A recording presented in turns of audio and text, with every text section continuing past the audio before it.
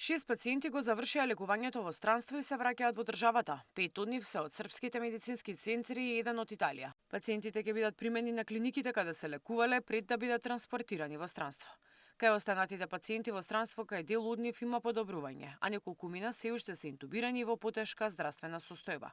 Во здравствените установи во државава остануваат 16 пациенти во добра општа состојба. Кај 6 пациенти кои се на лекување во хируршката клиника Свети Наум Охридски веќе е извршена трансплантација на кожа. Лекарите велат овој процес следува откако ќе се утврди дека пациентот е во стабилна состојба и доколку се работи за длабоки рани кај кои е неопходна оваа интервенција за да се залечат целосно. И длабоките изгореници треба да се покријат со кожа и во главно кожата ја земаме од истиот пациент.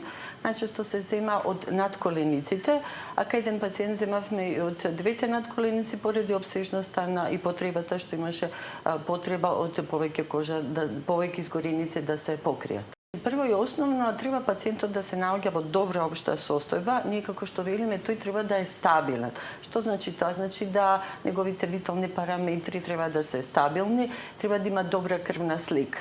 Еден или двајца од нив можно е да бидат пуштени на домашно лекување оваа недела. За пациентите кои се веќе на домашно лекување, тимови на лекари оди во посета за преврски и останати потреби. Освен пластични хирурзи, како што најави од Министерството за здравство, ќе бидат посетувани од психијатри, психолози и специјалисти од различни области.